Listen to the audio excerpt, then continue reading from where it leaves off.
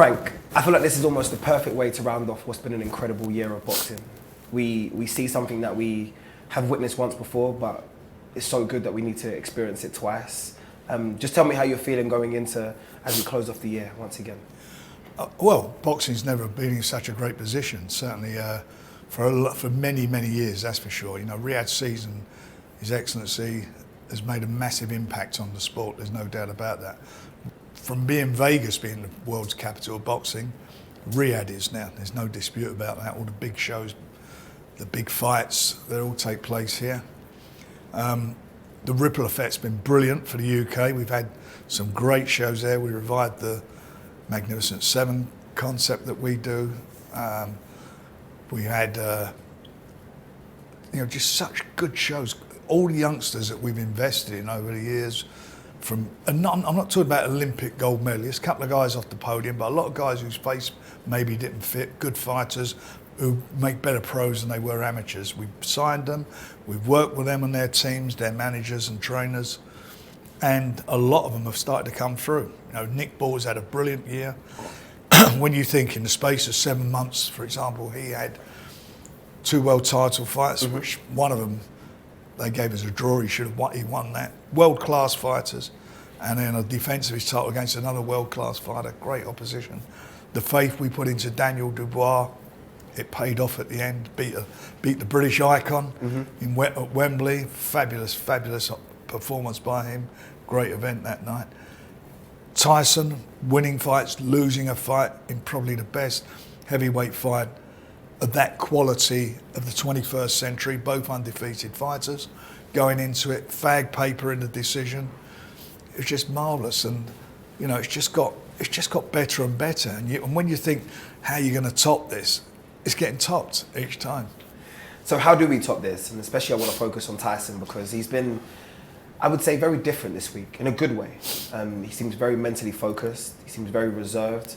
And I haven't seen the Tyson Fury that a lot of the world has seen over the last couple of years. He seems to be very locked in, but what have you experienced over the last couple of months leading into this week?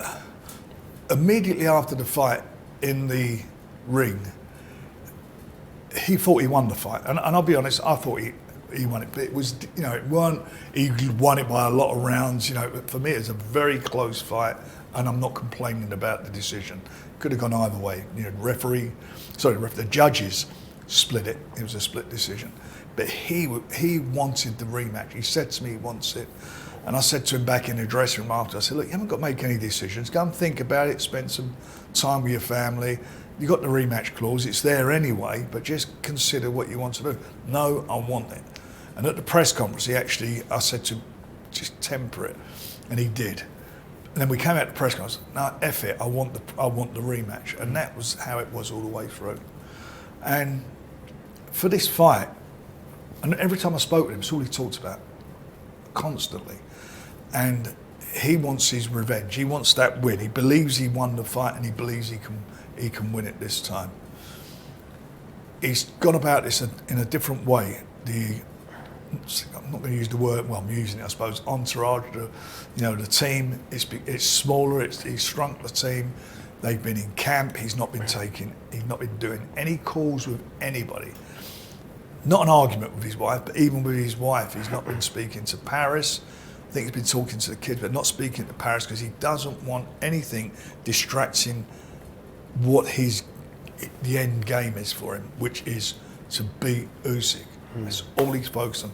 Don't want to know about any problems outside the ring, whatever. My job is to deliver, do that. Afterwards, we can sort anything out, whether it be family problems, business problems, whatever. He's not interested. And that's where he's been, that's where he's at. He is, I can't tell you how much he is up for this fight. And the last 3 weeks, everything's clicked, got into place.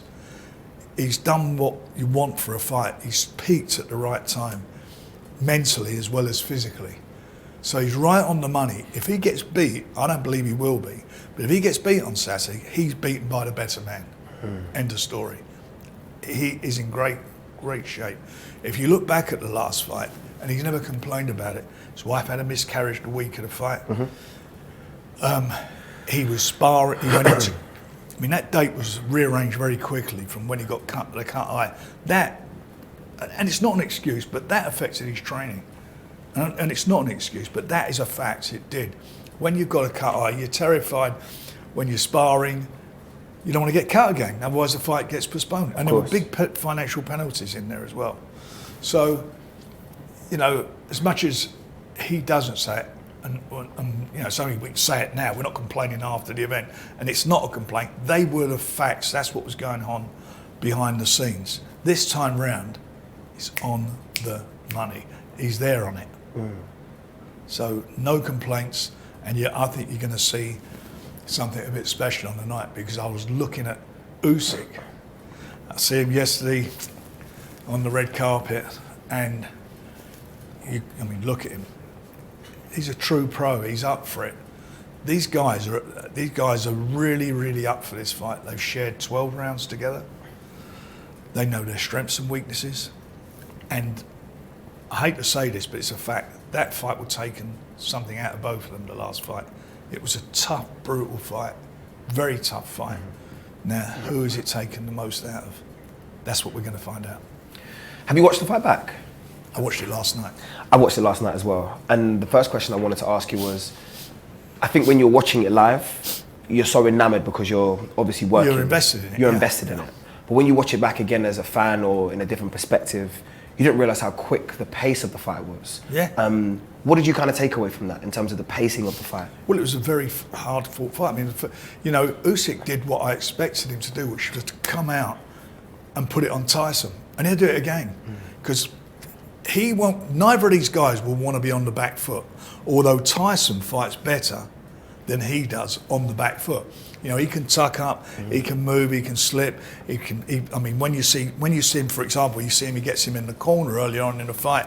He keeps sort of working him into the corner, and then as he does it, Usyk, he's southpaw, rather than shaping up, suddenly goes square on. Yeah. And you can see Tyson lifting those uppercuts up the middle. So he's got a good brain from that point. But Tyson will put this guy on the back foot. That's what he's got to do, and that's why it's going to be a good fight. It won't be a chess match, because they have to dominate the centre of the ring. It's not going to be rush out and do it, but to take the centre of the ring and push your man back, keep him there, that's what the tactics. And that'd be the same for Usyk. Usyk, we want to put it on him. And he did that, if you remember. I do. Also with AJ. Done the same thing. He out-jabbed him. Big guy, smaller guy, and he out-jabbed him. He's a very smart fighter, and he's, and I've got a lot of respect for him. You know, the pair of them, they're, when you look at them, boxing's the noble art, and these two are noble warriors. You know, whether you like Tyson or you like Usyk or not, outside the ring, in the ring, they epitomise boxing. Everything is here. You know, most sportsmen, you're out, they've got their shirts on, they're playing whatever their game they're playing. Boxing, they're bare, pair of shorts, and they bare their souls, they bare their hearts. They're there in that ring giving everything, and that's what they did in the last fight. And this time, these guys are mature men. They're not kids, they're mature men. They know what they've got to do. They know they're going to war, and they know once they get in there, there'll be no turning back. Not one of them will leave anything in that, everything will be left in that ring by them. Everything they've got, they'll leave in that ring.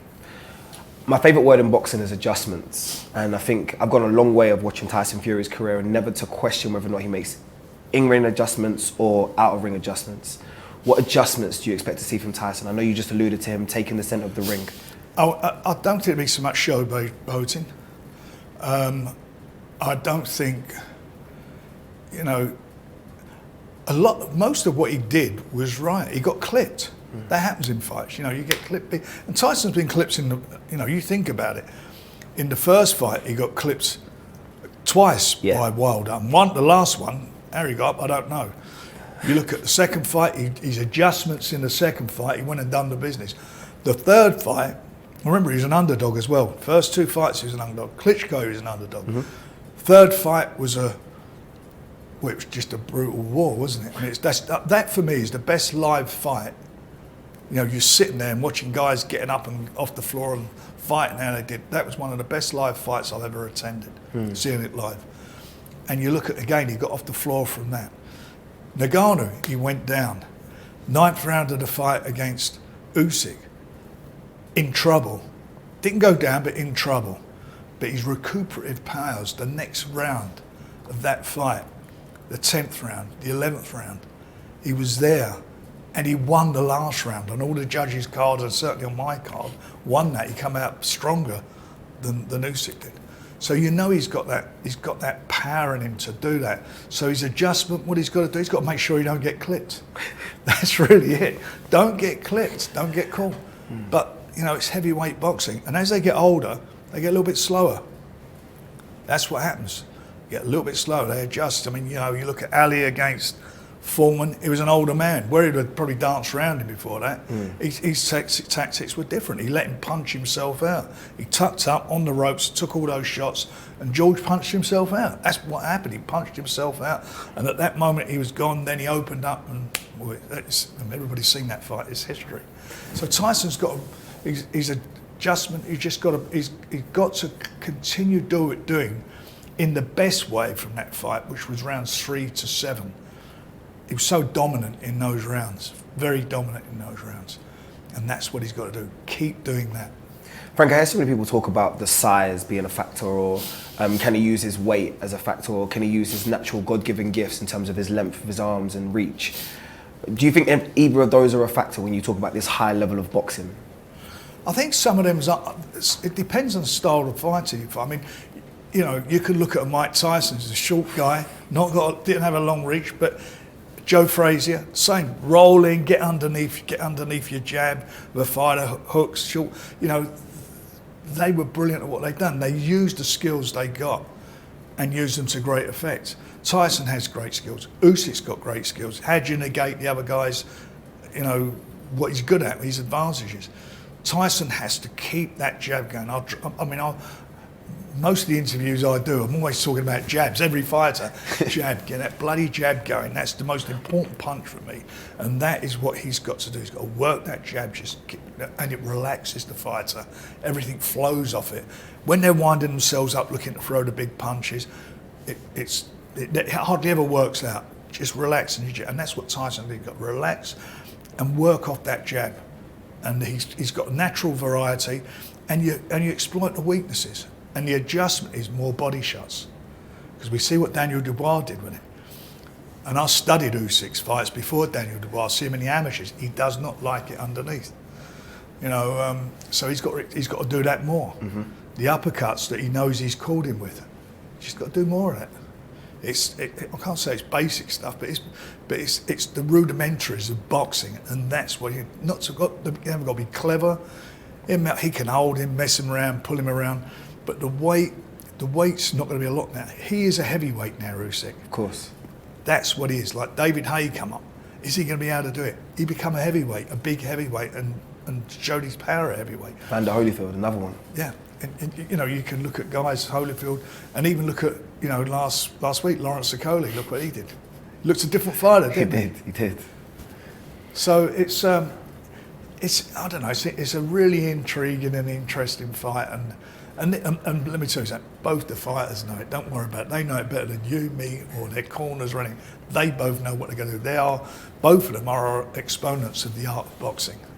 They know what they have to do. I think my final two questions will just be, the first one is, your surprise package or fight of the night. Who do you think will steal the show? We're going to sit down, no doubt about it, in the ring at about 12 o'clock, and we're going to be sitting there conversing and debriefing what's an incredible event again. But who do you think Tyson will steal the show? Headlines. So that I'm going to ask you then, do you think we see the final bell in the main event? No. I think Tyson's going to stop him.